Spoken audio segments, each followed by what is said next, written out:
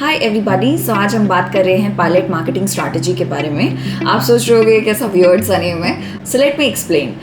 होता क्या है, जब हम मार्केटिंग बहुत मैसिव लेवल पे करते हैं, हम मार्केट रिसर्च करते हैं, हम कस्टमर की नीड्स एंड प्रेफरेंसेस जानते हैं, हम आइडेंटिफाई करते हैं गैप्स को, हम कंपेटिटर एनालिसिस करते हैं। This is a lot of work, right. एक स्ट्रैटेजी बनती है तो इट्स अ लॉन्ग प्रोसेस और ज़रूरी नहीं होता है कि वो स्ट्रैटेजी हमेशा सही बने। ये सब चीज़ें जब लार्ज स्केल पे होती हैं तो ब्लंडर्स होने के चांसेस बढ़ जाते हैं। तो हम ऐसा क्या करें कि हमें पता भी चल जाए कि क्या डायनामिक्स हैं, क्या हमारी स्ट्रैटेजी सही जा रही है और हम उतना इन्वेस्टमेंट भी नहीं करें, हमारा जो कॉस्ट है वो इतना ज़्यादा ना जाए, रिस्क उतना ना हो। That case pilot marketing strategy comes at rescue.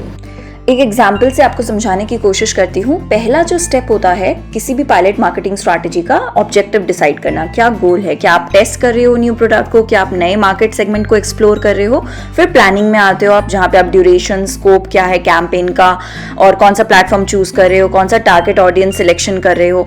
फिर आता है एग्जीक्यूशन स्टेज, जहाँ पे आप लॉन्च करोगे अपने कैंपेन को जैसे आपने प्लान किया था। फोर्थ स्टेप होगा हमारा, मेजर करेंगे हम रिजल्ट्स को, क्या इफेक्टिवनेस रही इस कैंपेन की, and will take the data driven decisions. Then हम रिफाइन करेंगे क्या हमें पॉजिटिव रिजल्ट्स आ रहे हैं और इंप्रूव कर सकते हैं जो आगे जाके हमारे लिए उस स्ट्रैटेजी को सक्सेसफुल बनाए।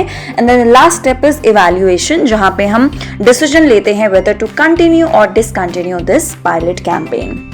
अब इस पायलट मार्केटिंग स्ट्रैटेजी के बेनिफिट्स बहुत हैं।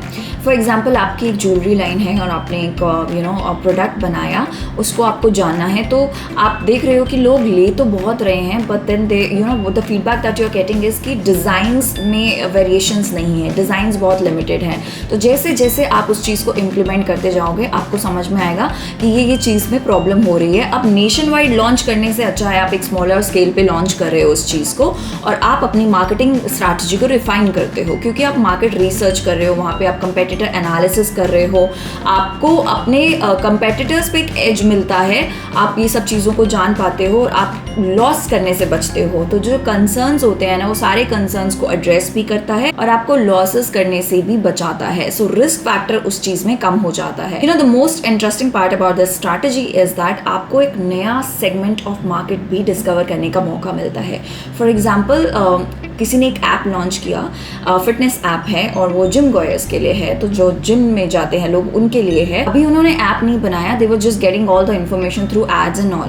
सो उन्होंने देखा कि जो टारगेट ऑडियंस उनके पास आ रही थी वो सिर्फ जिम जाने वाले लोग नहीं थे, वो सिर्फ एक स्पेसिफिक एज ग्रुप के लोग नहीं थे, वो लोग भी थे जो हाइकिंग के लिए जाते हैं। But the company didn't know about that, right. तो आपने यहाँ पे एक नया सेगमेंट ऑफ ऑडियंस डिस्कवर कर लिया। So it also gives an opportunity to discover that also.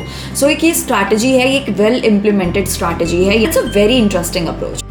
इस मार्केटिंग स्ट्रैटेजी से हम इफेक्टिवनेस चेक करेंगे अपनी न्यू स्ट्रैटेजीज की, बहुत सारा कस्टमर फीडबैक कलेक्ट कर सकते हैं, आइडेंटिफाई कर सकते हैं गैप्स को, अपॉर्चुनिटीज को, चैलेंजेस को, ताकि हम टेस्ट, लर्न और अडेप्ट कर पाएं कंपेटिटिव एनवायरनमेंट्स में। इसके लिए आप प्रोडक्ट सैम्पलिंग, फ्री सैंपल्स दे सकते हो अपने टारगेट ऑडियंस को, गेमिफाई एक्सपीरियंस क्रिएट कर सकते हो अपने कस्टमर्स के लिए और इन्फ्लुएंसर से पार्टनरशिप कर सकते हो। अगर आपको एक अपना प्रोडक्ट टेस्ट करना है, क्या रिस्पॉन्ड आ रहा है, क्या लोगों का उस प्रोडक्ट के टुवर्ड्स क्या रिस्पॉन्स है, that you can collect that kind of data. Survey marketing कर सकते हो। तो बहुत सारी ऐसी चीजें हैं पायलट मार्केटिंग स्ट्रैटेजी में जो की जाती हैं। ये marketing approach most of the companies use करती हैं। Let me know if you gain some valuable insights from this video. You can leave the comments and I will get back to you. Thank you, bye.